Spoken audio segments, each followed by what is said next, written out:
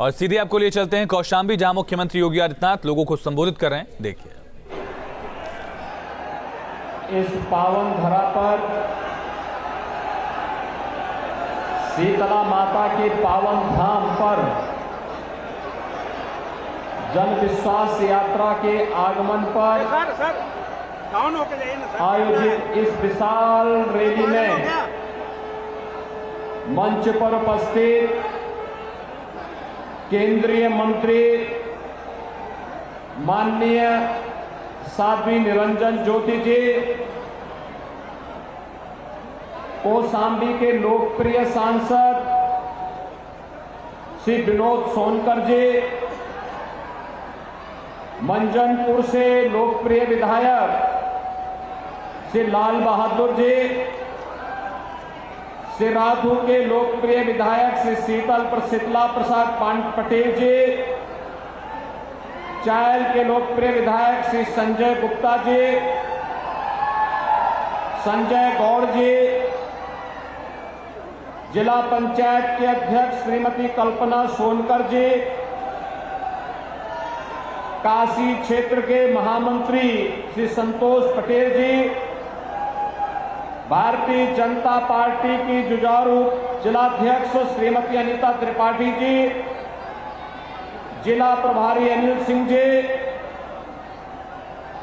अंतर्राष्ट्रीय बौद्ध शोध संस्थान के सदस्य श्री धर्मराज मौर्य जी, पूर्व जिलाध्यक्ष श्री उदयन सिंह जी, जयप्रकाश विश्वकर्मा जी, आशीष केसरवानी जी और युवा नेता श्री योगेश मौर्य जी और भारी संख्या में मंझनपुर और कौशाम्बी जनपद से यहां पर उपस्थित भाइयों बहनों, मैं माता शीतला के इस पावन धाम के जनपद और भगवान बुद्ध की इस पावन धरा को कोटि कोटि नमन करते हुए जन विश्वास यात्रा के लिए आप सब स्वागत के लिए इतने भारी पैमाने पर आए हैं। मैं आप सबका हृदय से स्वागत करता हूं, अभिनंदन करता हूं। भाइयों बहनों, कौशाम्बी जनपद भले ही बाद में एक इकाई बनी हो, लेकिन इतिहास इस जनपद का अत्यंत प्राचीन है और अपनी प्राचीन धरोहर को समेटे हुए यह जनपद आज विकास की जिन नई ऊंचाइयों को लेकर के आगे बढ़ रहा है, यह यहाँ की धरोहर है।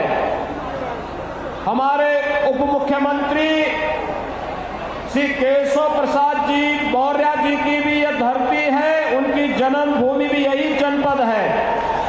और साथ साथ भारतीय जनता पार्टी के जुझारू सांसद, जिन्होंने न केवल कौशाम्बी और इस क्षेत्र में बल्कि पूर्वोत्तर के राज्यों में भी, त्रिपुरा में जाकर के कमल खिलाने का कार्य किया है, श्री विनोद सोनकर जी का भी यही जनपद है।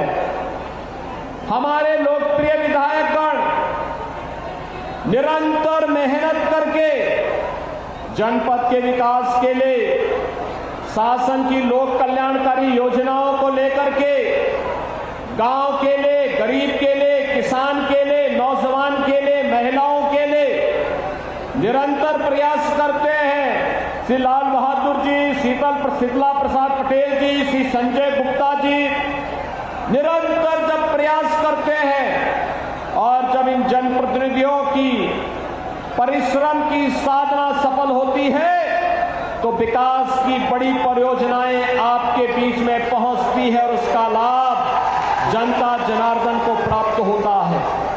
आज ऐसे ही जन विश्वास यात्रा के पूर्व यहां पर 87 करोड़ रुपए की लागत की 99 विकास की परियोजनाओं का यहां पर आज लोकार्पण और शिलान्यास का कार्यक्रम भी संपन्न हुआ है।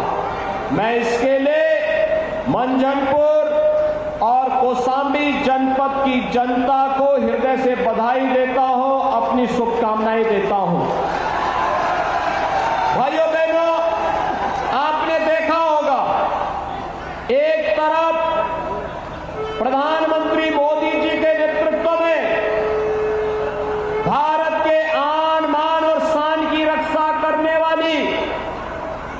गरीबों के कल्याण के लिए कहीं पे अन्न योजना, कहीं पर प्रधानमंत्री आवास योजना, कहीं पर स्वच्छ भारत मिशन में शौचालय की व्यवस्था, कहीं पर फ्री में विद्युत का कनेक्शन, फ्री में उज्ज्वला योजना में रसोई गैस का कनेक्शन, फ्री में आयुष्मान भारत की योजना, बिना भेदभाव के हर नागरिक को उपलब्ध करवाने का कार्य किया जा रहा है। विकास के बड़े बड़े प्रोजेक्ट आपके जनपद में लागू किए जा रहे हैं। धार्मिक स्थलों का सुंदरीकरण के कार्य आगे बढ़ रहे हैं। दूसरी तरफ एक तरफ विकास और आस्था का सम्मान, गरीब कल्याणकारी योजनाओं को आगे बढ़ाने का अभियान, आम जनमानस को सुरक्षा की गारंटी देना, बिना भेदभाव के योजनाओं का लाभ हर एक व्यक्ति को देने के लिए भारतीय जनता पार्टी की सरकारें, डबल इंजन की सरकारें पूरी प्रतिबद्धता के साथ कार्य कर रही हैं। तो दूसरी तरफ आपने देखा होगा, आप देख रहे होंगे, जो लोग 5 साल पहले सत्ता से बाहर जनता के द्वारा कर दिए गए हैं, आज भी उनकी दीवारों से सैकड़ों करोड़ रुपए के नोट निकल रहे हैं। भाइयों बहनों, ये नोट खेत में पैदा नहीं हुए हैं। आप प्रधानमंत्री मोदी जी और प्रदेश की सरकार गरीबों को जो फ्री में अन्न दे रही है, पहले ये अन्न का पैसा ऐसे ही भ्रष्टाचार की भेंट चढ़ जाता था। आपके कौशाम्बी जनपद में लगभग 50,000 परिवारों को एक एक आवास मिला है। ये 17 के पहले इसलिए नहीं मिलता था क्योंकि 17 के पहले यही पैसा इन गरीबों का ये पैसा इन नेताओं की जेब में चला जाता था, जो आज इनकम टैक्स के द्वारा दीवालों से निकाला जा रहा है। ये आप देख रहे होंगे। पहले सड़कें नहीं बनती थी, आज तो कौशाम्बी जनपद की हर सड़क चौड़ी हो गई, अच्छी हो गई, क्योंकि पहले 2017 के पहले सड़क का ये पैसा नेताओं की जेब में चला जाता था, सत्ताधारी नेताओं की जेब में जाता था। आज जब आपने आप ही की जनपद के लाल इस विभाग को देख रहे हैं, तो हर सड़क चौड़ी हो रही, अच्छी सड़क बन रही है।